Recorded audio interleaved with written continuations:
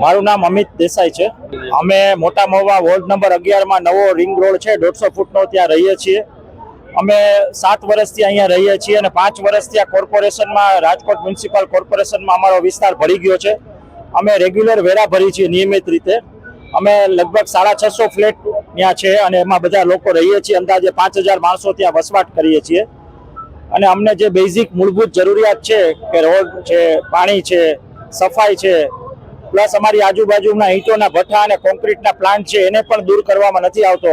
અને અમારી સાહેબ માગણી છે કે અમારા જે મૂળભૂત હક છે નાગરિક તરીકેના, ડામરના રસ્તા છે, પાણી છે અને સફાઈ આ કરે। અને બીજા જે ભ્રષ્ટાચારીઓ લોકો જે કોન્ક્રીટના પ્લાન્ટ અને ઈંટોના ભઠ્ઠામાં જે હપ્તા લે છે એ તાત્કાલિક દૂર કરે। આ ટોટલી રેસિડેન્શિયલ એરિયા છે, રહેણાંક વિસ્તાર છે, પણ અહીંયા કોઈનું કાંઈ ઉપજતું નથી ને કોઈ રસ નથી લેતું। તો અમારી બધા પ્રજાજનોને અત્યારે અમે લોકો અહીંયા 200 જણા આવ્યા છીએ કોર્પોરેશનમાં, તો અમારે લોકોએ શું કરવું એ અમને કહો। અમારા લોકોની એક જ માગણી છે કે અમારા જે મૂળભૂત જરૂરિયાત છે એ પૂરી કરો।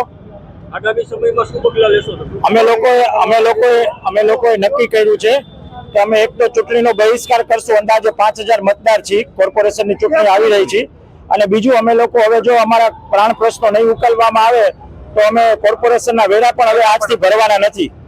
આ અમારી એક વ્યાજબી માગણી છે।